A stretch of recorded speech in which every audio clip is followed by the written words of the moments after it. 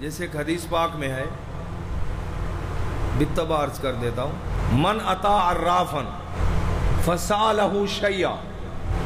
کہ نبی پاک صلی اللہ علیہ وسلم میں کہ اگر کوئی میرا امتی مرد و عورت کسی عراف کے پاس چلا گیا، عراف، من اتا عرافن، عراف کسے کہتے ہیں؟ جو روڈ کے اوپر چادر بچھا کر ایک کتاب رکھ لیتا ہے اور ایک سلیٹ بھی رکھ لیتا ہے یوں کر کے، کہتے آؤ میں تمہاری قسمت بتاؤں،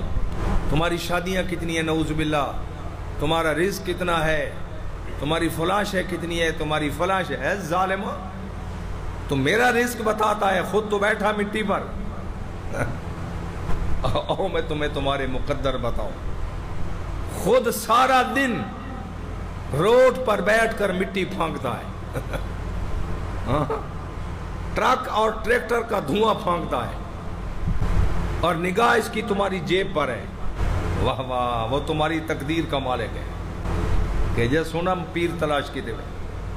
نبی علیہ السلام نے کیا ارشاد فرمایا؟ جو عراف کے پاس عطا آیا، اور سنیں آگے کیا فرمایا؟ فَسَأَلَهُ شَيْئًا، عملہ نہیں کہ اس کی بات پر عمل کیا، نانا یہ تو بات کی بات ہے، سَأَلَهُ شَيْئًا، اس بدبخت کے پاس آ کر سوال کیا، سائیں میری شادیاں کتنی ہیں، سائیں میری روزی کتنا لکھی ہے، ذرا دیکھیے، ذرا میرے ہاتھ دیکھیے، سَأَلَهُ شَيْئًا، صرف سوال کیا، صرف سوال کیا، اس پر یقین نہیں کیا، اس پر عمل نہیں کیا۔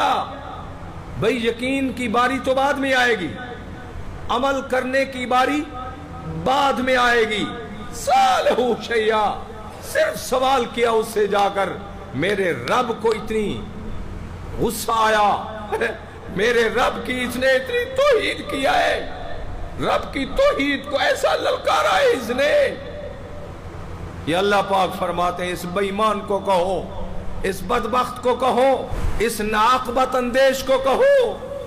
ما یتقبل اللہ منہ 40 یوما، صرف اسی سوال کرنے پر اس کی 40 دن کی نمازیں اور عبادت برباد ہو گئی۔